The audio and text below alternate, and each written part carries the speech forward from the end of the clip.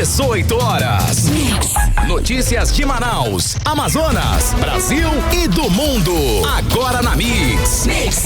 Muito boa noite para você sintonizado aqui em 100,7, seguindo a programação da Mix, agora com 18 horas, comigo, Karime Leão e Kennedson Paz. Boa noite, Kennedson. Olá, muito boa noite para você, Karime, boa noite a todos que acompanham a nossa programação aqui no 18 horas da Rádio Mix Manaus. E para o nosso programa ficar ainda mais sensacional, gente, só com a sua companhia, mandando aquela mensagem de texto, falando como é que tá o nosso programa, manda aquela foto, um vídeo, mostra como é que tá a volta para casa pra gente, para o nosso WhatsApp, que é o 994887592.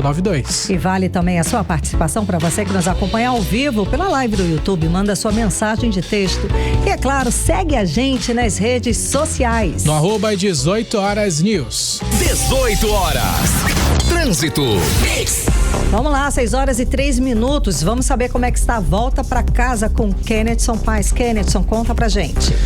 Atenção, galera, você que está circulando pelas ruas de Manaus, você está em sentido centro-bairro, olha só, gente, temos imagens agora do Centro de Cooperação da cidade, com imagens que definem as vias Constantino Neri, as avenidas de Djalma Batista, Altaz Mirim e também a Avenida Djalma, lá no comecinho, perto do Nossa Senhora das Graças. Até o momento, gente, agora a gente tem as imagens, dá para visualizar que o trânsito está fluindo normalmente nos dois sentidos da via, tanto quem está indo para o centro de Manaus, como quem está voltando, ou seja, a Avenida Djalma, na saída do Conjunto Eldorado, a gente tem imagens da Avenida Altaz Mirim, ou seja, o trânsito tem fluído normalmente, pelo menos até agora. Daqui a pouquinho a gente traz mais detalhes.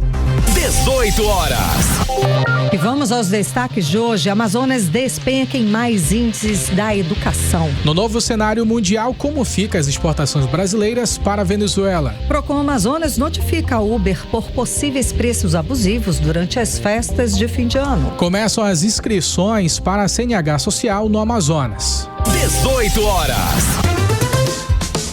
Esses e outros destaques, os assuntos mais importantes do dia a partir de agora para você que está sintonizado em 100,7 Mix FM, no programa 18 horas de hoje, terça-feira, dia 6 de janeiro de 2026. Você está ouvindo 18 horas. E a gente começa falando sobre a educação. Mais uma área importante para a população que a gestão Wilson Lima simplesmente vai deixar em completo caos. 2026 começa com mais esses índices que comprovam a falta de compromisso de um governo do Amazonas. O estado aparece como o segundo pior do país em qualidade da educação no quesito taxa de atendimento da educação infantil. O levantamento é do Centro de Liderança Pública e revela que, mesmo sendo de responsabilidade dos municípios, isso revela o que é um exemplo, é um resultado de como a gestão do estado pode comprometer também, pode prejudicar e pode acabar dando exemplo para todos os municípios. O estado é o segundo pior do país nesse índice. O indicador mede a proporção de crianças, geralmente de 0 a 5 anos, matriculados na rede estadual, na rede de educação infantil, ou seja, nas creches, nas pré-escolas, em relação à população total da mesma faixa etária. E de acordo com o levantamento, o Amazonas ocupa a 26ª posição entre os 27 estados brasileiros, com queda de 2 colocações em relação ao último ranking. Ou seja, é um reflexo de como um gestor maior cuida de uma área tão sensível, de uma área tão importante como é a educação. Não tem outra saída. A soma total desses municípios colocou o estado lá para baixo, ou seja, é a falta de compromisso de um gestor maior que reflete nos municípios também. O dado foi repercutido, inclusive, nessa segunda-feira, pela professora Maria do Carmo Cefair, que usou as redes sociais para comentar esse levantamento e chamar a atenção para o impacto social do problema. Segundo ela, o baixo índice reflete a exclusão de crianças da escola e as dificuldades enfrentadas por famílias que dependem do serviço público. Vamos ouvir. Isso não é número frio, é criança fora da escola, é mãe sem conseguir trabalhar, é pai se virando como pode, é o futuro sendo abandonado logo no começo da vida. E o pior de tudo é saber que quem deixou a educação do nosso estado chegar a esse ponto, quem foi responsável por esse atraso, daqui a pouco vai aparecer com a cara mais lavada pedindo voto. Tudo para não ficar longe do poder. Educação infantil não é favor, não é luxo, é obrigação. Quem governa precisa cuidar da base. Quem não cuidou, quem deixou as nossas crianças para trás, não pode continuar mandando no destino do Amazonas. 18 horas. O fato é que estamos vivendo as consequências desse abandono que se encontra os professores e alunos pela gestão do governo Wilson Lima. O governo que ainda dá calote, está devendo os professores o pagamento da database dos anos de 2022 e 2023, ou seja, essa completa falta de respeito com a educação pública do nosso estado. E o resultado, ele não poderia ter sido outro. O Amazonas despencou nos índices nacionais da educação. Hoje está em último lugar do Enem. Outros levantamentos apontam que o aluno do Amazonas estuda em média 20% menos do que os alunos do restante do Brasil. Isso comprova o quê? Falta de compromisso com o ensino de todo o estado. O Amazonas, aqui no estado, gente, só 3% alcançam aprendizagem considerada adequada em língua portuguesa e matemática. Esses são todos dados oficiais do Ministério da Educação, levantamentos que foram anunciados no ano de 2025, agora, ano passado. E tudo do Ministério da Educação. E só mostram o quê? A triste realidade da completa falta de compromisso do governo do Amazonas com o futuro do estado. Eu conversei com o deputado estadual Wilker Barreto, que falou também sobre esses números, sobre a educação no Amazonas. Vamos ouvir. Para vocês terem uma ideia de números, e os números podem demonstrar que isso é falta de fiscalização, de aplicação correta, só este próximo ano se gastará 5 bilhões de reais na educação no estado do Amazonas. E para onde estão indo esses recursos? Que qualidade de ensino está sendo aplicada? Porque nós estamos no último lugar, no Fundeb, no último lugar, no penúltimo lugar de infraestrutura, e para mim a educação é o alicerce principal de qualquer sociedade. E essa questão foi levantada por mim não agora. Mês passado eu fiz questão, Karime, de exaltar isso, que esse estudo da competitividade do Amazonas coloca a educação como um dos vetores que está puxando para baixo esses números. 18 horas. Não tem mágica. Se falta compromisso, se falta responsabilidade com a educação do estado, os números não podem ser diferentes. E esse vai ser mais um legado dessa gestão do Wilson Lima na educação, com os piores índices do estado, da história, né, do estado do Amazonas, não é, Kennedy? Só é o que a gente, infelizmente, a gente também noticia várias denúncias e várias irregularidades a respeito da educação. São prédios que estão oferecendo risco para os alunos e professores, são professores cobrando pagamento de database. Gente, 2022 e 2023 está em aberto. Quer dizer, não tem como ter uma outra realidade no estado, não é isso? Com certeza, é um legado que, infelizmente, quem vai pagar a conta é apenas a população.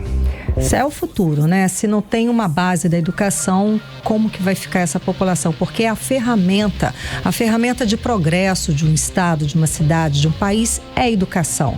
Infelizmente, vai ser mais esse legado negativo para o estado do Amazonas. Agora em Manaus, 6 horas e 10 minutos.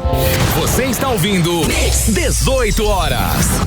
A gente está acompanhando nesses últimos dias a situação na Venezuela. E vale a gente lembrar que, para quem não sabe ainda, que a Venezuela ela continua entre esses principais destinos das exportações do Amazonas, gente. Então, os produtos do polo industrial de Manaus, alimentos e minerais, mantêm forte comércio entre o estado e o país vizinho, mesmo com oscilações econômicas e políticas. Rodrigo Soares traz pra gente mais detalhes a respeito desse assunto. Então, Rodrigo, boa noite. Diante da situação que a Venezuela está ficando, como é que vai ficar a situação aqui do estado com a Venezuela, do Amazonas com a Venezuela? Rodrigo, conta pra gente. Boa noite. Boa noite. Então, mesmo com a queda no comércio entre Brasil e Venezuela nos últimos anos, o Amazonas segue exportando e mantém a Venezuela como um destino importante dos produtos do estado. Dados da Conex Stat, sistema oficial do governo federal, mostram que o comércio entre Brasil e Venezuela hoje opera em um nível bem mais baixo do que há uma década. Em 2024, o país exportou menos para a Venezuela do que exportava há 10 anos. No Amazonas, porém, o cenário é diferente. Até novembro de 2024, as exportações do estado somaram 909 milhões e 600 mil dólares. E a Venezuela continuou sendo um dos destinos importantes desses produtos. Segundo o secretário de Estado de Desenvolvimento Econômico, Ciência, Tecnologia e Inovação, Serafim Correia, existem empresas instaladas no Polo Industrial de Manaus que importam e exportam entre si, como a Coca-Cola, e não há motivo para preocupação com a balança comercial entre o Amazonas e o país vizinho.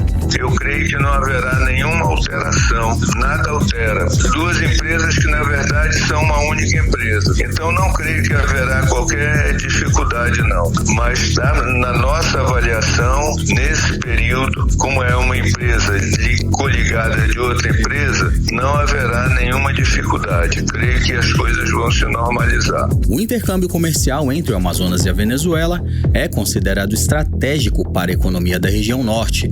Entre os principais produtos exportados estão itens do Polo Industrial de Manaus e mercadorias de origem primária. No setor alimentício, se destacam preparações para bebidas, produtos de padaria e derivados. A Venezuela também importa do Brasil milho, arroz e carne bovina. A proximidade geográfica facilita esse comércio. Grande parte das mercadorias é transportada por via terrestre, pela BR-174, que liga o Amazonas à Venezuela. Para o presidente da FEComércio no Amazonas, Aderson Frota, a tendência é de crescimento assim que a Venezuela superar suas questões políticas. O que a gente realmente está na expectativa é de que haja um processo de entendimentos que desagre numa eleição onde o próprio povo possa realmente se manifestar pela melhor opção para dirigir o país. Mas o certo é que a Venezuela tem ainda um potencial muito forte e os produtos do distrito realmente são coisas que eles realmente necessitam muito. Isso vai exatamente nos conduzir a um momento de estabilidade e o processo de exportação dos produtos aqui produzidos pela nossa indústria possam continuar sendo exportados até a Venezuela. Ainda não dá para prever impactos imediatos nas relações entre o Amazonas e a Venezuela depois da prisão de Maduro. Especialistas dizem que qualquer mudança envolvendo a SUFRAMA, combustíveis ou o setor petrolífero depende da estabilidade política do país vizinho. Mesmo com um novo cenário, a recuperação econômica da Venezuela levaria anos. Se o país voltar a crescer, pode aumentar a compra de produtos do Polo Industrial de Manaus. Mas, por enquanto, o cenário é de cautela e não há garantias de benefícios imediatos para o Amazonas. Volto com vocês. Você está ouvindo 18 horas. O Procon Manaus notificou a empresa Uber por explicar possíveis aumentos abusivos no preço das corridas durante as festas de fim de ano, em dezembro de 2025. A medida ela foi tomada depois de reclamações de consumidores sobre variações expressivas nesses valores, principalmente em horários de alta demanda. Pois é, o órgão cobra explicações sobre a política de preço dinâmico e os critérios usados para definir os valores das corridas, como demanda, oferta de motoristas, horário, localização e eventos sazonais. Também foram solicitadas informações sobre índices de cancelamento de corridas nesse período de festas em dezembro de 2025. Agora a Uber tem um prazo de 10 dias para responder. O não cumprimento pode resultar em sanções administrativas e legais. 18 horas. E agora essa é para quem ainda não tem aquela carteira de motorista, gente. A A, categoria B, olha só, a CNH, ou para quem ali tem alguma categoria e quer fazer essa adição a mais, pode se tornar de graça, Karine. Pois é, escuta que legal, é possível, porque o Detran do Amazonas já começou a inscrição da CNH Social, que é um programa para a população de baixa renda que tem um sonho de poder dirigir, tirar a carteira, né? Tirar a CNH. Vanessa Lima explica pra gente os detalhes, o passo a passo. Vamos conferir. Boa noite, Vanessa. Boa noite, olha só, esse é um programa que oferece a CNH a Carteira Nacional de Habilitação totalmente gratuita para pessoas de baixa renda em todo o estado. Quem for selecionado vai ter isenção de todas as taxas desde a inscrição até a emissão da CNH. Nesse novo ciclo, o CNH Social prioriza públicos específicos. Entre eles estão mototaxistas e motofretistas que ainda não possuem habilitação, pais e responsáveis por pessoas com deficiência, egressos do projeto CNH na escola e mulheres vítimas de violência doméstica e familiar. Mas toda a população ainda assim pode se inscrever e tentar uma vaga, como explica o diretor-presidente do Detran do Amazonas, Davi Fernandes. Sobre a CNH Social, é importante destacar que existem grupos prioritários, mas que a população pode se inscrever em ampla concorrência. Para participar, o candidato precisa estar inscrito no CAD Único, o Cadastro Único, comprovar baixa renda, morar no Amazonas há pelo menos 2 anos e atender aos critérios de idade e escolaridade exigidos pelo programa, como explica Davi Fernandes. Os principais requisitos para a CNH Social: ser maior de 18 anos, estar inscrito no CAD Único e ter residência fixa há mais de 2 anos no estado do Amazonas. Lembrando que a CNH Social não é apenas a primeira habilitação, ela também é a adição de categoria. Você que tem a categoria B e quer adicionar a categoria A, pode se inscrever. Quem tem a categoria A e quer adicionar a categoria B, também pode se inscrever. Quem tem a categoria B mais de 2 anos, ele pode se inscrever ali na categoria C ou D. E quem tem mais de 1 ano de categoria D, pode se inscrever na categoria E. A inscrição é gratuita e deve ser feita exclusivamente pelo site detrancidadão.am.gov.br até 2 de março. O benefício inclui todas as etapas do processo de habilitação, sem qualquer custo para o candidato. Volto com vocês. Você está ouvindo 18 horas. Política. Vamos de política, gente. Seguimos com Kennedson Paz e o nosso bloco de política. Kennedson, vamos lá. O ex-presidente Jair Bolsonaro caiu da cama enquanto dormia e bateu com a cabeça. Segundo o cirurgião Cláudio Birolini, Bolsonaro se sentiu mal, caiu na cela e teve um traumatismo crânioencefálico leve. Existe a possibilidade dele ser transferido de volta para o hospital, Kennedson? Como é que está essa situação? Então, até o momento, essa possibilidade ela não existe devido a uma decisão do ministro Alexandre de Moraes. Por quê? Eu vou explicar detalhes a respeito sobre essa situação. Desse ponto de vista clínico que foi analisado pelos profissionais da Polícia Federal, esse episódio que aconteceu durante o período da madrugada, como foi relatado, houve ali processos de tontura, soluços e também esse impacto craniano, como definiu a equipe médica da Polícia Federal. O laudo inicial da polícia descreve como quadro estável, ou seja, não existe uma emergência, segundo a Polícia Federal, que necessite dessa transferência para uma unidade hospitalar. Definiu o ex-presidente Jair Bolsonaro como um paciente consciente, orientado e sem déficit neurológico aparente e também com a motricidade, ou seja, os movimentos preservados. Além disso, também detalharam que houve uma lesão superficial na face do ex-presidente.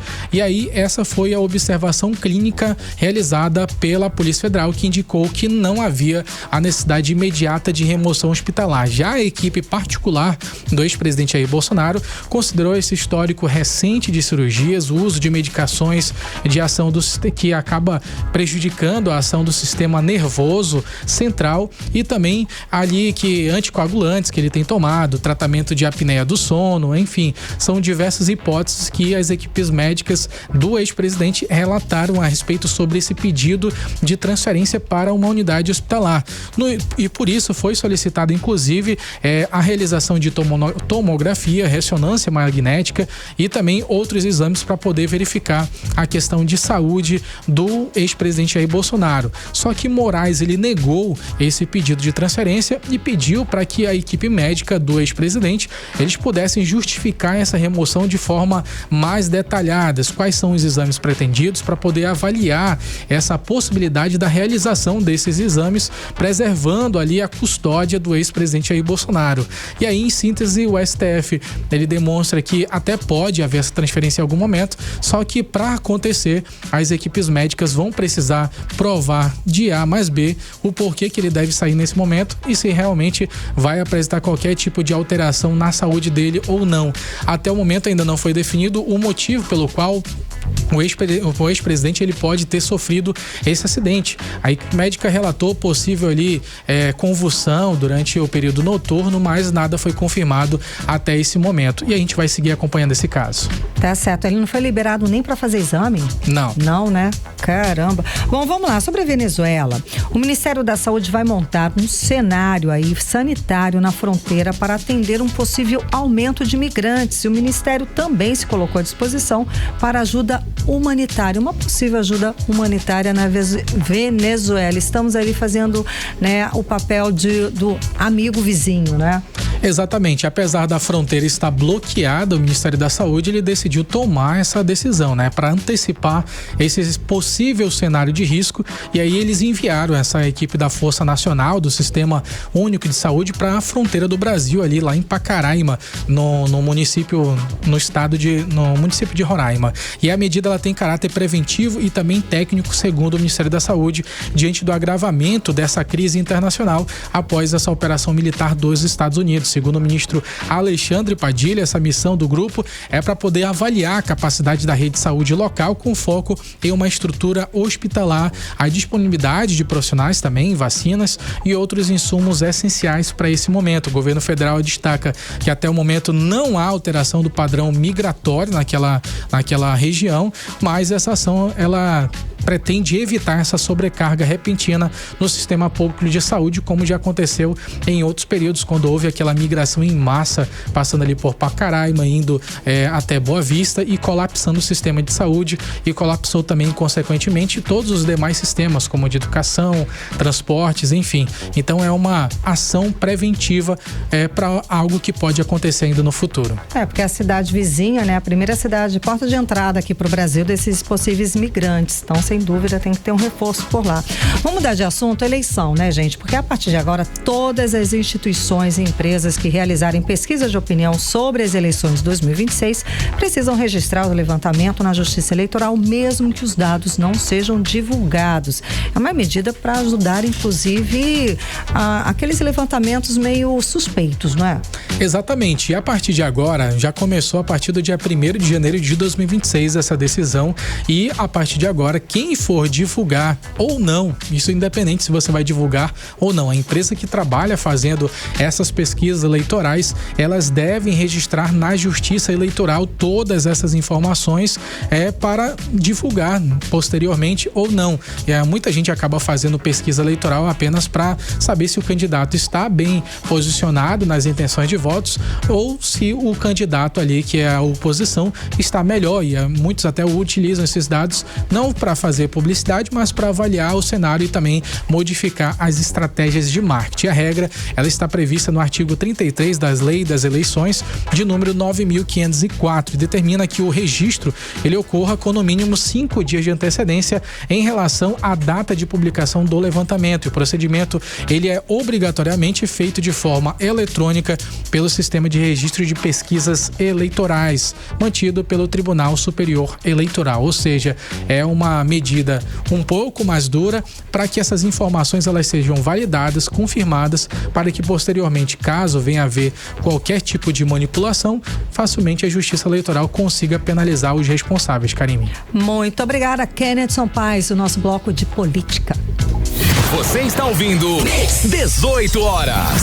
Daqui a pouco aqui no 18 horas, Manaus, fiquem em alerta de chuvas intensas nessa terça-feira. É nosso assunto em instantes. 18 horas. Trânsito.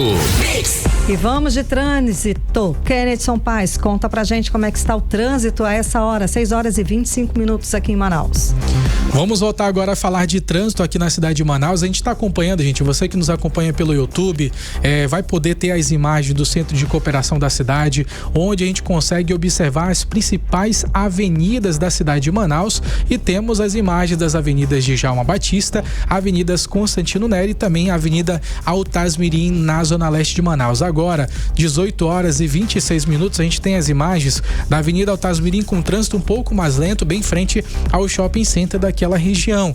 Temos também um trânsito um pouco mais lento e chega até a ser um pouco mais carregado no sentido centro-bairro da Avenida Djalma Batista, bem próximo à saída do conjunto Eldorado, ou seja, temos uma retenção de veículos ali naquela via, mas é muito por conta do semáforo ali, bem próximo à Rua da Maromba, o que acaba resultando nesses trânsitos constantes naquela região, além do mais, porque nesse período agora do horário, esse trânsito ele fica um pouco mais intenso, mas assim que o semáforo ele abre, o trânsito começa a fluir normalmente pela via. A Avenida Constantino Nery, o trânsito também está fluindo normalmente no sentido centro ou também no sentido bairro. Daqui a pouquinho a gente volta trazendo ainda mais detalhes. Gente, hoje de tarde teve um acidente, viu? Um micro-ônibus, ele perdeu o controle, capotou hoje à tarde na Avenida Altasmirim, na Zona Leste de Manaus. Causou aí um susto em motoristas e pedestres no local. Segundo os bombeiros, 8 pessoas ficaram feridas. O acidente aconteceu em frente a uma universidade particular, considerada uma das mais importantes aqui da região. Segundo o Instituto Municipal de Mobilidade Urbana, o motorista do micro-ônibus teria realizado uma manobra defensiva para evitar um atropelamento. Pois é, a pessoa estava passando fora da faixa de pedestre, daí ele foi tentar evitar e capotou, no momento que perdeu o controle da direção. A polícia informou que o motorista e o cobrador do micro-ônibus fugiram do local. As circunstâncias do acidente também estão sendo investigadas. 18 horas. Previsão do tempo. Vamos agora saber a previsão do tempo com Vanessa Lima. Boa noite, Vanessa. Boa noite a todos que acompanham a previsão do tempo aqui com a gente no 18 horas. Terça-feira cinza na capital, céu fechado e pancadas intensas de chuva em várias áreas da cidade. E a previsão para a noite indica pancadas de chuvas leves, mas que podem evoluir para mais intensas. Então fiquem seguros e evitem áreas com riscos de alagamentos. E agora vamos falar sobre o clima de amanhã, 7 de janeiro, quarta-feira. Segundo o Clima Tempo, a quarta já começa com chuva leve e céu bastante nublado. A probabilidade de chuva fica em 60% para pancadas isoladas de chuvas ao longo de todo o dia. E à noite, a previsão aponta céu fechado, chuvas mais fortes e ventos moderados. A temperatura nessa quarta varia entre mínima de 24 e máxima de 29 graus e a umidade relativa do ar fica em torno de 74 a 96%. Vanessa, a gente segue, né, em estado de alerta para chuva intensa até agora, às 7 da noite, não é isso? Isso mesmo, Karime. Manaus hoje entrou nesse estado de atenção por causa do risco de chuvas bem intensas que nós já tivemos e que a gente ainda pode ter, né? Quem puxou esse alerta foi justamente a Defesa Civil, que identificou a possibilidade de pancadas fortes, com raios, ventos mais intensos e aquele clima instável que pode mudar de uma hora para outra. Por isso, o monitoramento está acontecendo o tempo todo. As equipes estão de prontidão, trabalhando junto com outros órgãos da prefeitura para agir rápido, caso aconteça, né, aqueles eventos de alagamentos, deslizamentos ou quedas de árvore. Eles emitiram esse aviso para deixar todo mundo atento até o fim dessa terça. Então, se alguém perceber alguma situação de risco, a orientação é ligar para o 199, que é o número da Defesa Civil, é gratuito e é 24 horas. E é claro, é sempre bom reforçar as recomendações como nada de se abrigar debaixo de árvores, evitar ficar perto de postes e fiações e redobrar a atenção em áreas que costumam alagar. Karime, Kennedy e ouvintes. Maravilha, obrigada pelas informações. Gente, tem uma informação bacana aqui de tempo, tá? O Amazonas registrou o menor número de focos de calor da história, isso segundo o INPE, tá? Pela primeira vez em 23 anos de acompanhamento contínuo, iniciado em 2002, o total anual ficou abaixo de 5.000 registros, estabelecendo aí um recorde histórico de redução das queimadas no estado do Amazonas. Você está ouvindo 18 horas.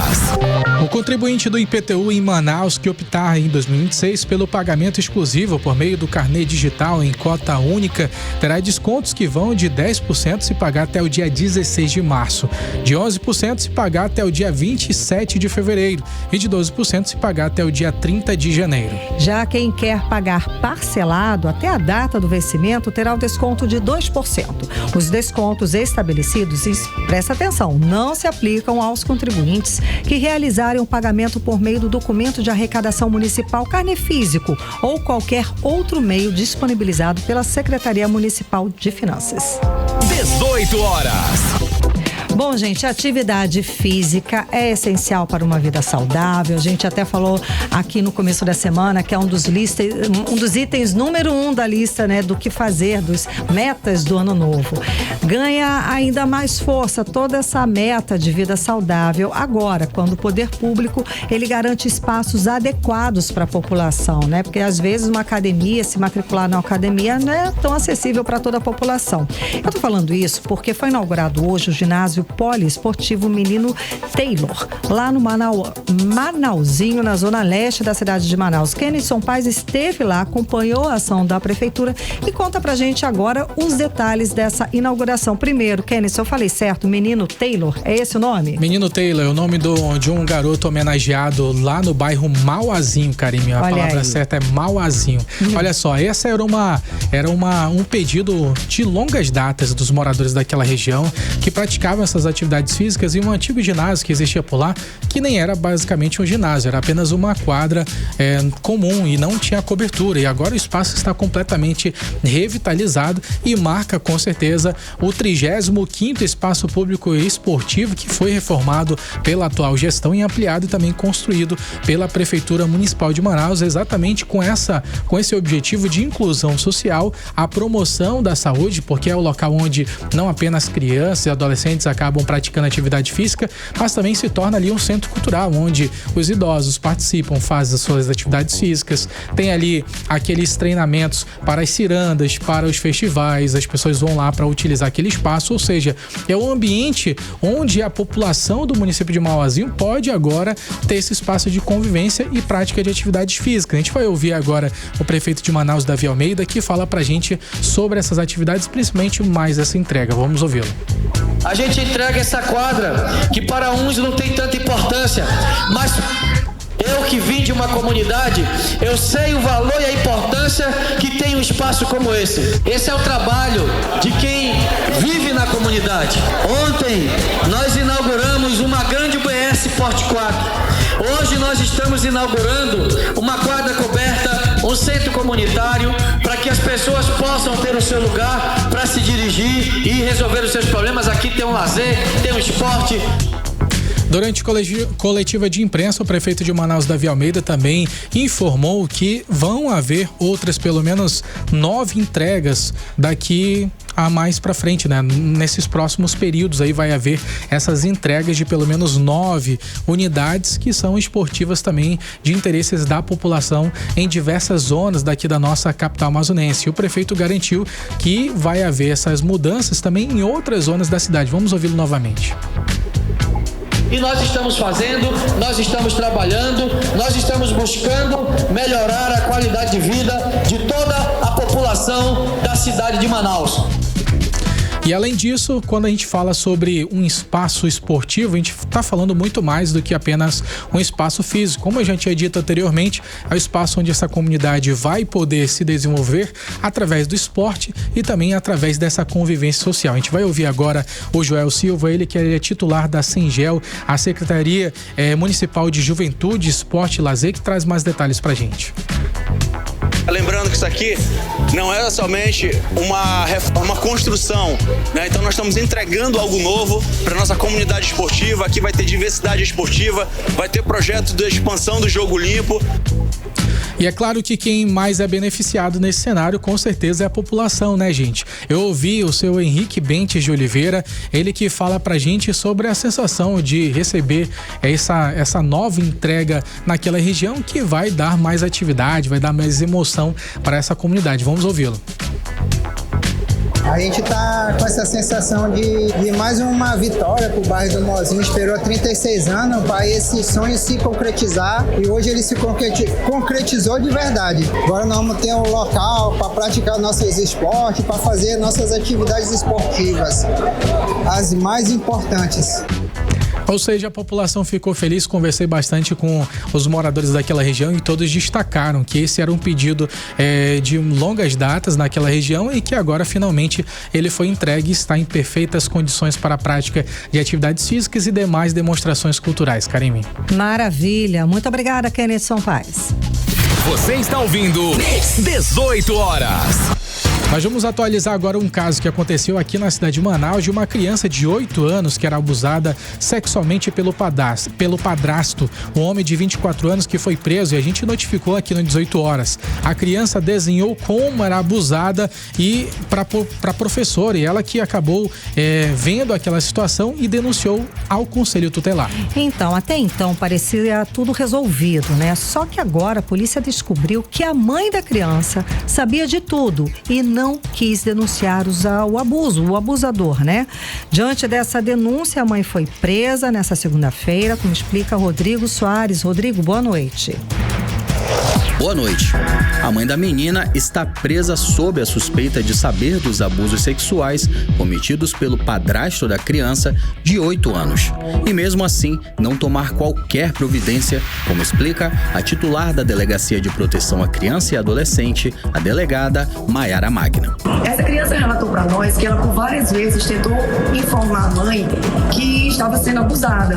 E a partir disso, nós começamos a desconfiar que essa mãe, ela sabia dos abusos e nada fez para evitar e nada fez para impedir que essa criança fosse abusada. A delegada também disse que com a apreensão do celular do suspeito e a quebra do sigilo dos dados, os investigadores encontraram conversas que confirmaram que a mãe sabia de tudo e ainda assim tentou encobrir o crime. E as conversas de WhatsApp ficaram bem claras que essa mãe era conivente com os abusos. Além de ser conivente, ela tentou encobrir que nós descobríssemos esses crimes.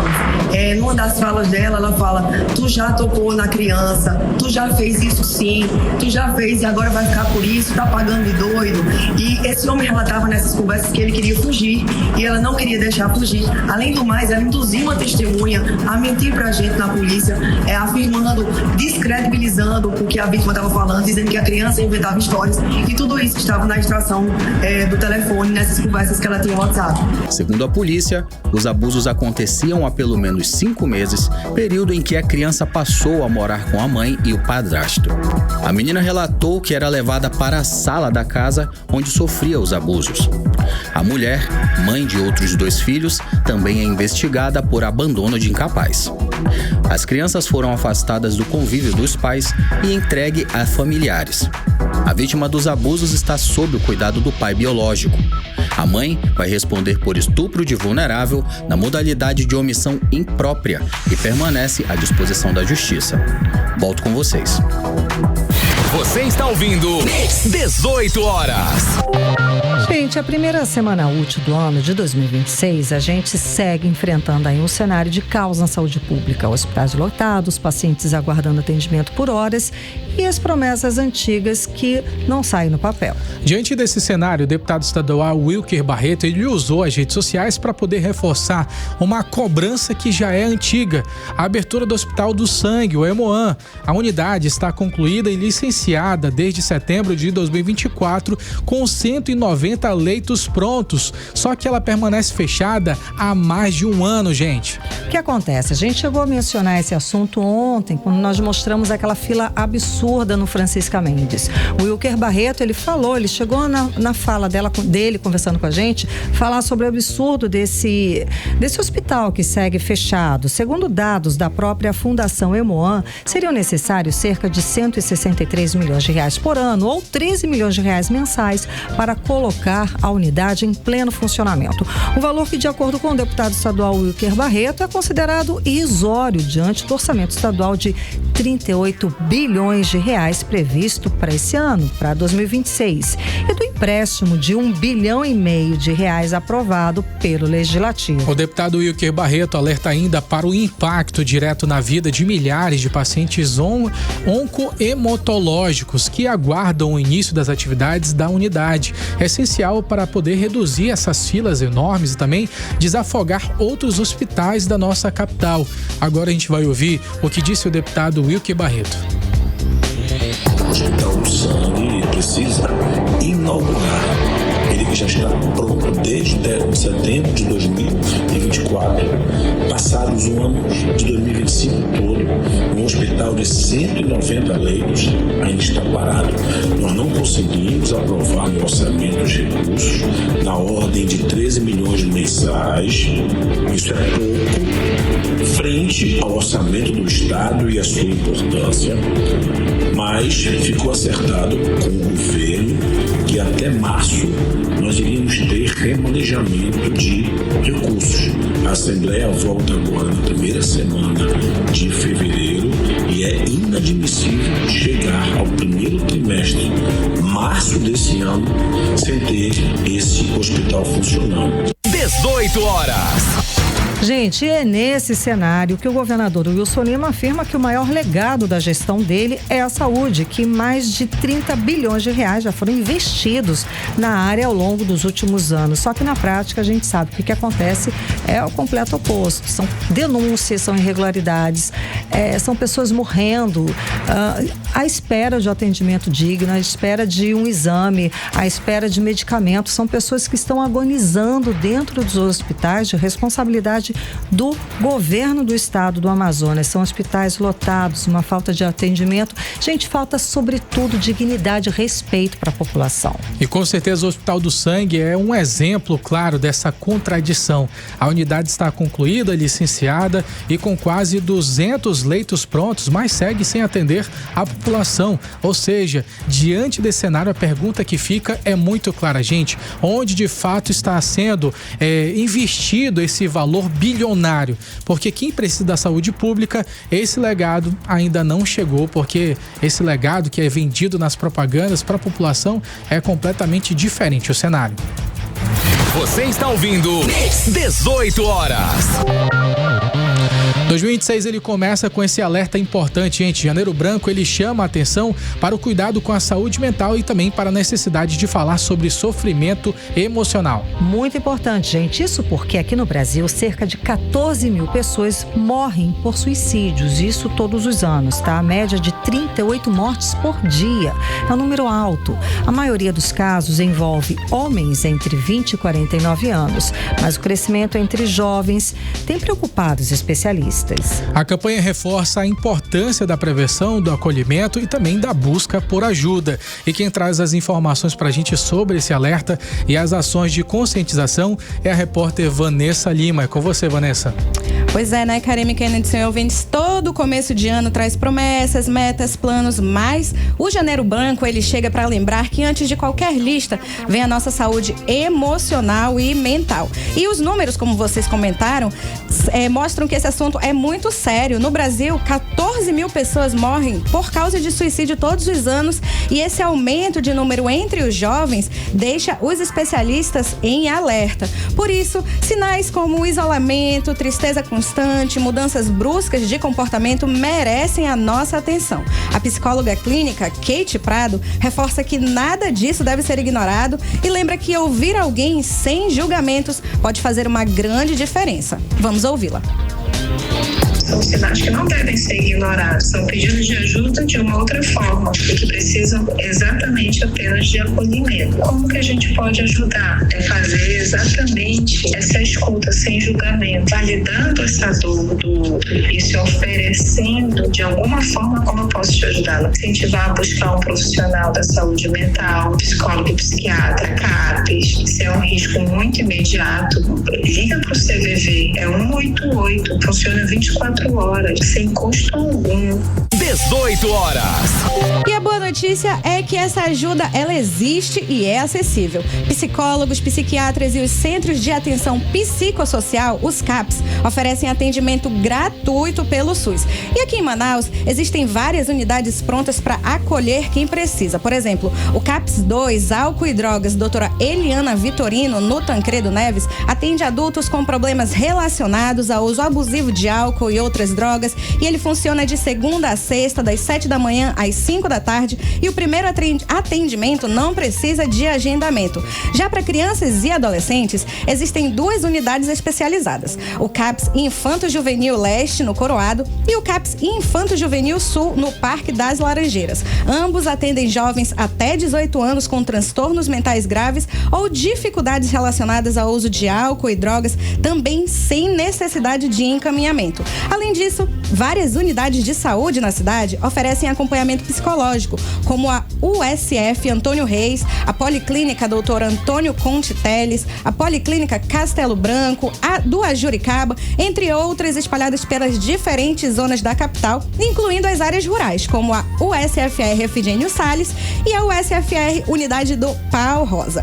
O Janeiro Branco chega para lembrar que pedir ajuda não é sinal de fraqueza e que cuidar da mente é tão importante quanto cuidar do corpo. Karine, sem dúvida alguma, mas você começou com uma frase muito importante, porque tem uma infinidade de listas e de tópicos que a gente faz no início do ano e geralmente a gente esquece a saúde mental, geralmente a gente esquece falta de estresse, a gente quer coisas materiais, colocar o corpo em forma, guardar dinheiro, viajar, não é?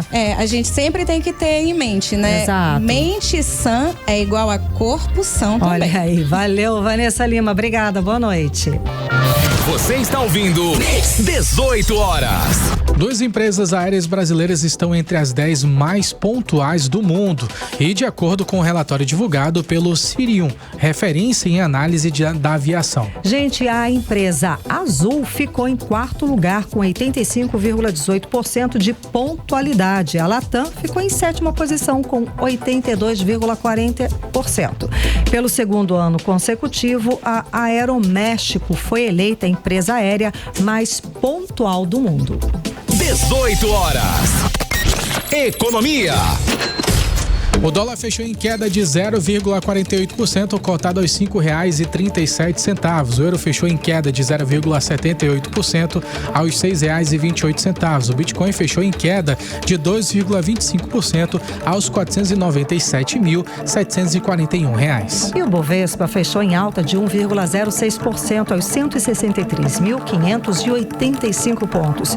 E os preços médios do etanol hidratado subiram em 15 estados na semana encerrada no dia 3 de janeiro.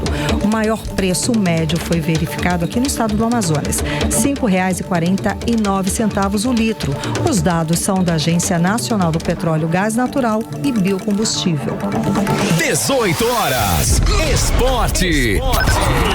Antes de a gente falar de esporte, Karime, a gente vai falar sobre uma informação muito importante, porque, gente, o mercado de trabalho no estado do Amazonas, nesse período de 2025, Karime, que passou, ele foi impulsionado pelo comércio e também pelo setor de serviços. São dados interessantes, viu? Muito interessante, Kennedy, porque as maiores contratações ocorreram para Black Friday e para o Natal, tá? Foram quase 400 mil empregos gerados em 2025, somente pelo serviço comércio. A repórter Odineia Araújo traz pra gente os detalhes. Boa noite, Odineia. O comércio e os serviços seguem como o principal motor do mercado de trabalho aqui no Amazonas. O segmento responde por 68,6% do total de empregos formais do estado em 2025, segundo dados do CAGED, que é o Cadastro Geral de Empregados e Desempregados. Foram 396.494 postos de trabalho a partir de novembro de 2025, registrando novo recorde histórico e mantendo uma trajetória de crescimento contínuo nos últimos meses. Em relação a novembro de 2024, o crescimento foi de 3%. Já quanto a dezembro de 2024, o crescimento foi de 4%. A Black Friday de 2025, em novembro do ano passado, foi uma das mais promissoras do comércio do Amazonas dos últimos tempos. Somando com essas vendas e a do Natal, o comércio superou as dificuldades estabelecidas pela taxa Selic no começo do ano, que negativou o consumidor. De acordo com o presidente da FEComércio, a Federação do Comércio do Amazonas, Aderson Frota, em julho de 2025, o número de empregos formais pelo comércio no Amazonas era de 387 mil e hoje o número saltou para quase 400 mil empregos. Isso representa um incremento muito forte. Então, em relação ao mês de novembro do ano passado, nós crescemos 3%. Em relação a dezembro de 2024, crescemos 4,7%. Então, isso tudo é expressivo, porque o comércio ainda está um pouco travado por questões de juros, por questões de negatividade do consumidor. Então, superamos isso, graças a Deus. O setor de serviços também cresceu muito no final de 2025, segundo o presidente da FEComércio, Aderson Frota. O setor de serviços cresceu muito, porque o setor de serviço vinha sendo travado um pouquinho. De um certo período ele não cresceu. Agora ele deu uma disparada.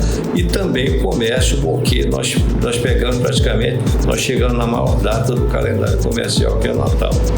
E o Natal, ele não só ele aumenta as vendas, como também a partir de novembro nós temos um aumento do emprego. Odinei Araújo para o 18 horas.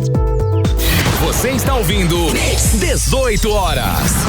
A isenção do imposto de renda para quem recebe menos de R$5.000 e a redução do tributo para quem recebe até R$7.350 vai beneficiar 75% dos professores da educação básica, da educação infantil. Então, o cálculo foi divulgado pelo Instituto de Pesquisa Econômica Aplicada e, segundo o estudo, ao longo de um ano, o impacto positivo vai equivaler a receber um 14º salário. 18 horas. De 2022 a 2025, as tentativas de fraude documental no Brasil mais do que dobraram. Saltou cerca de 19.000 para mais de 51.000 acumulados de 2025. A conclusão consta de levantamento da CAF, empresa especializada em verificação inteligente de documentos. Os dados mostram uma escalada contínua do problema. Um dos crimes mais tradicionais da humanidade, os golpes com documentos de terceiros. 18 horas. Jogos de azar e apostas online, as chamadas bets, provocam perdas econômicas e sociais ao país, estimadas em 38,8 bilhões anualmente. E esse valor é o somatório de danos à sociedade, como suicídios, desemprego, gastos com saúde e afastamento do trabalho. O cálculo é do estudo inédito da saúde dos brasileiros em jogo, e aí foi divulgado hoje e que analisa efeitos da expansão das apostas online no Brasil. 18 horas.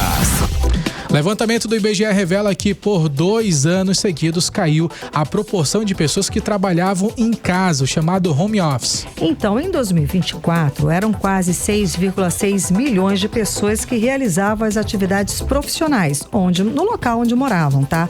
Em 2022, esse número superava 6,7 milhões. 18 horas.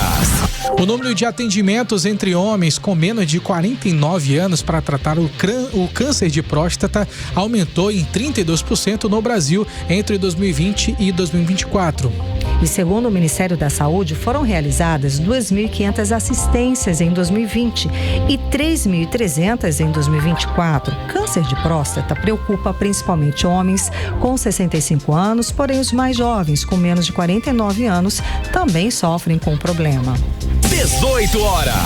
O saldo da aplicação na caderneta de poupança caiu em outubro, com registro de mais saques do que depósitos. E as saídas superaram as entradas em 9,7 bilhões de reais, isso de acordo com o relatório divulgado pelo Banco Central. 18 horas. O impacto das populações envelhecidas ameaça o motor do crescimento econômico dos países, que dependem de recursos humanos para produzir resultados. É o que diz o novo relatório de perspectivas de emprego da Organização para a Cooperação e Desenvolvimento Econômico. Segundo o relatório, isso coloca a economia dos países em uma nova era, onde os desafios se deslocam de uma escassez de empregos para uma escassez de trabalhadores. 18 horas. Os investimentos em infraestrutura no país devem chegar a 277,9 bilhões em 2025. A estimativa é da Confederação Nacional da Indústria. O valor é de 4,2% maior ao registrado no ano passado. A proporção dos investimentos em infraestrutura em relação ao produto interno bruto, no entanto, deve ser reduzida dos 2,27% observados em 2024 para 2,21% projetados para esse ano. Agora em Manaus, 6 16h55. 18 horas. Esporte. Vamos agora falar de esporte aqui no 18 horas, gente. O destaque começa com o Vinícius Júnior, atacante do Real Madrid. Ele entrou no radar do Chelsea, gente, que prepara uma proposta de 135 milhões de libras, quase R$1 bilhão para tirar o brasileiro lá da Espanha, que não tá numa fase legal não, viu? Pois é, e tá valendo isso tudo. Imagina na boa fase dele, gente. Segundo o jornal The Guardian, o clube inglês quer se aproveitar de uma possível insatisfação do Vini Júnior no Real Madrid e do impasse aí da renovação de contrato, que é válida até junho de 2027. Agora o foco vira para o futebol brasileiro, gente. No Santos, o Gabigol, ele foi apresentado oficialmente como reforço para a temporada de 2026. O atacante, ele volta à Vila Belmiro depois de pelo menos 8 anos. E no Flamengo, a diretoria confirmou a renovação de Felipe Luiz até 2027. Ah, que maravilha! É o sonho de todo flamenguista, gente. O treinador dá sequência aí ao trabalho iniciado no fim de 2024, que venham novas taças. Com isso, o rubro-negro, ele terá o mesmo técnico em pelo menos 2 temporadas seguidas pela primeira vez em 14 anos. Fazia tempo que isso não acontecia. Era um técnico mudando praticamente a cada 6 meses. E o último foi o Vanderlei Luxemburgo entre o período de 2011 e 2012. Resta a gente a torcer para novas conquistas, certo? Exatamente, Karime. Inclusive ontem a gente tinha falado sobre o Endrick. O Endrick, ele mudou pro Lyon. Conta aí. Pois é, o Endrick, ele mudou pro Lyon, já está com alta expectativa. Lembrando que a gente já tinha falado aqui no 18 horas que ele tinha mudado pro Lyon sem ter avisado ali os companheiros de equipe, apenas alguns jogadores um pouco mais próximos, e avisou só quando já estava de mala e cuia para poder ir embora para o Lyon. Já está entre os jogadores de destaque dessa temporada e existe uma grande expectativa para que ele jogue muito bem para poder garantir uma vaga para a seleção brasileira e tentar amolecer o coração de Carlos Ancelotti, que não está liberando muito essa lista não para muita gente, inclusive o Neymar quer jogar, pois é, o Gabigol quer jogar, eles querem conquistarem a vaga agora para essa Copa do Mundo, e tudo vai depender dessa última temporada antes da Copa, né? Se eles jogarem bem, com certeza o resultado vai vir, e se não, vai ter que só assistir os companheiros de equipe jogarem essa Copa do Mundo. E a expectativa de todo brasileiro, com certeza, é que, enfim, venha mais um título pra gente do Brasil, né, Karine? Mais uma estrelinha na nossa blusa, no nosso uniforme, é isso aí. 7h57. Seguimos agora direto para o editorial 18 horas. Editorial 18 horas.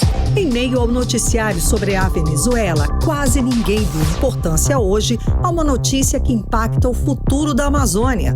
Em 2025, o IBAMA julgou prescritas e, portanto, não poderá mais cobrar 950 milhões de reais em multas, valor maior anual desde que o órgão foi criado. São multas de vários anos de processos contra acusados de destruir o meio ambiente. O ritmo de multas e fiscalizações do IBAMA no governo Lula melhorou e em 2024 o órgão recolheu 859 milhões de reais, maior valor da história. Mas um relatório apresentado pela Controladoria Geral da União mostra que o órgão não tem capacidade para julgar todos os seus processos administrativos. A força de trabalho dedicada à instrução e julgamento caiu de 411 servidores em 2018 para 169 em agosto de 2025, é uma redução de 58,9%. Em 2018 até julho de 2025, 7.955 processos tiveram a prescrição reconhecida, totalizando 2,7 bilhões de reais de multas anuladas. O IBAMA diz que a prescrição não afasta a obrigação de reparação dos danos ambientais, a qual será exigida do autuado, mas certamente traz impunidade e beneficia os malfeitores do meio ambiente, que deixam de recolher aos cofres públicos bilhões de reais e ficam mais à vontade para causar destruição. 18 horas. O 18 horas de hoje fica por aqui. Muito obrigada pela sua companhia, pela sua audiência. Gente, não esquece de seguir o 18 horas nas redes sociais, né, Kennedson? Exatamente, no @18horasnews. Muito boa noite, gente. Boa noite, um beijo, até amanhã. Boa noite, Kennedson Paz. Boa noite, Karime. Até mais, até amanhã, na realidade. Você ouviu 18 horas. As notícias do Brasil e do mundo. De volta amanhã. Mix.